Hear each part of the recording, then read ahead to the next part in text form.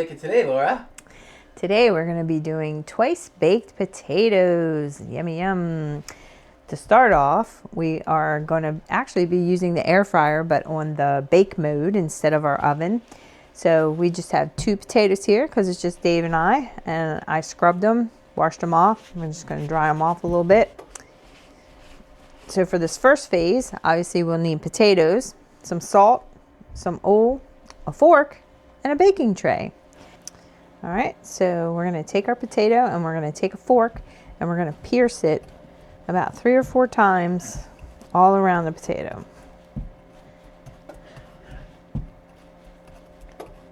Okay, not sure if I did that side or not.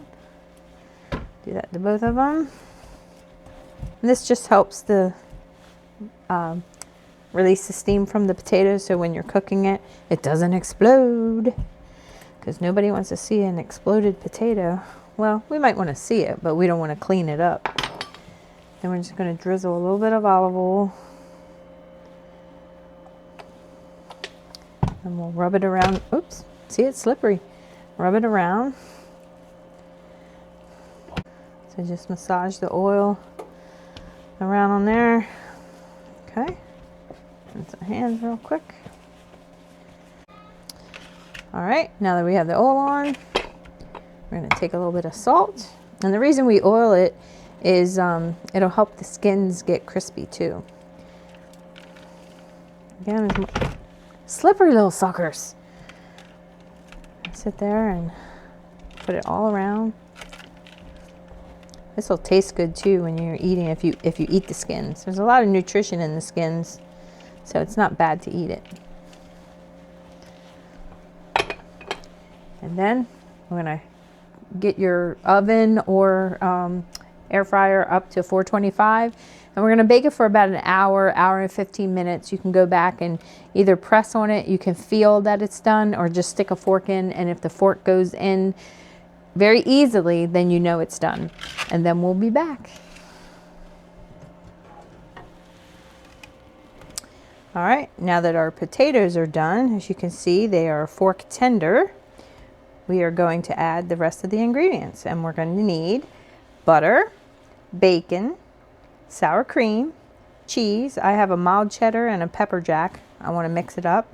Some milk, some seasoned salt, some pepper, and some green onions. Okay, now we're going to cut the potatoes in half. I don't know if I said, but we did let these cool for about 15 minutes. So they'll be easier to handle. So you can still see they're steaming. And we're just going to take the inside of the potato and scoop it out, but we're going to leave a border. So you want to leave some structure to it. So we're basically just going to take out like the middle, and you don't want to cut through the potato.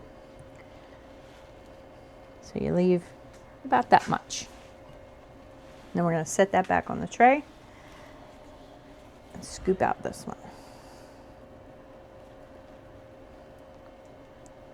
See, it's still hot, but it's cool enough that I can handle it.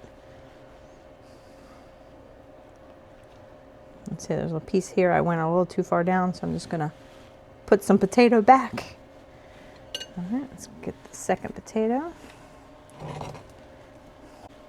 And it's important to see how your potato lays.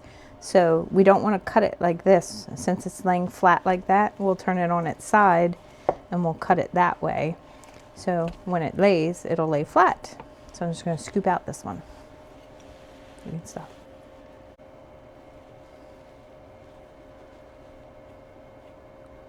Don't go too far down. If you do, just fill it back up. So depending on how many potatoes you're doing will depend on how much ingredients you need. But these 2 pretty big potatoes, I'm going to use about 4 tablespoons of butter. I have this pre-cooked, pre-crumbled bacon, but probably it looks like two strips of bacon.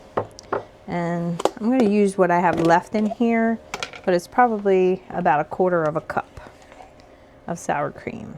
So we're gonna mix all of this up first. Get all this in here.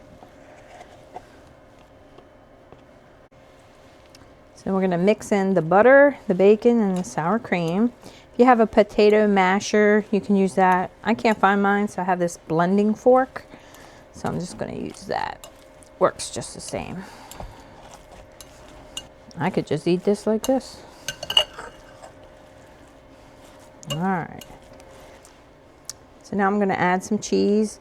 I have a cup of cheese here. I probably won't use it all. Actually, I know I won't use it all, but I'll add a little bit of the pepper jack. Oops. A little bit of the cheddar. And then we'll have some to top them off after we put them in there. So I'll just slightly mix that up a little bit. All right, now we're gonna add our milk. I have about a 1/4 cup here, but again, it'll depend on how many potatoes you're making, if you need to add more or less, if you're only doing one. I have some seasoned salt, maybe, if I have the lid off. Sprinkle some of that in there. And some pepper. I always take the lid off if you've noticed, because this is bigger pepper than just standard pepper. It's like a coarser ground and it has trouble coming through the little holes there. All right. I'm gonna put some of this green onion in, so I'll just do a really quick chop on this. And we'll save some for the garnish too. I have about, I don't know, 3 sprigs of green onion. I'll put about half in and half on top. And again, if you don't like green onion, don't put it in there. If you like a different kind of cheese, you do you. Your recipe, your rules. Add what you want. You don't want bacon? Don't put bacon. That looks delicious. All right, so we're gonna taste it. Make sure our seasonings are good. Good. So now we're gonna take our potato mixture and we're gonna stuff it back into our potato skins. If I didn't mention it, you turn your temperature down on your oven to 375, and after they're stuffed, we'll put a little more cheese on top and then cook it for about 20 more minutes to heat it back up and melt the cheese. I will go sparingly in the beginning to make sure I have enough filling for all the potatoes, and then go back and top it off.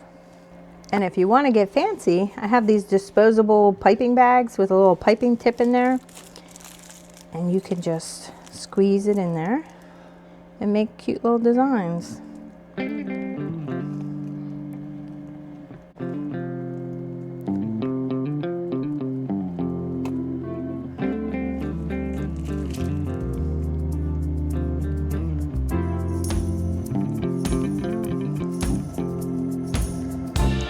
Master chef. Ta-da! All right, now we're going to add some more cheese. These kind of look like worms or intestines or something, so we're going to cover them up. Put some cheese on top.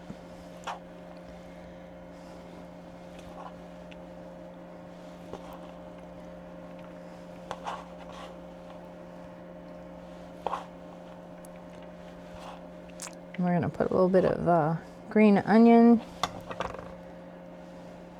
And we're going to put these back in, like I said, for about 15, 20 minutes until the cheese melts and it gets heated back up. So we'll see you back then.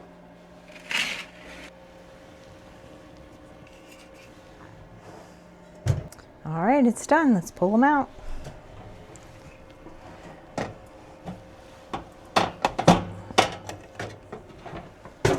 Look at that. When they come out, we can top it with a little more pepper.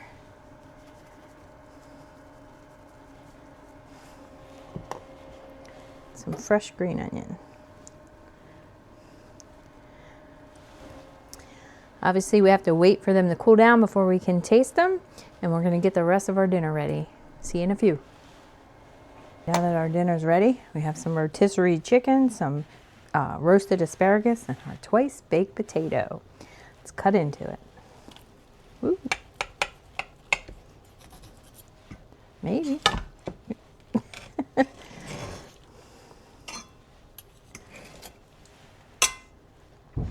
Cheese pull. Ready?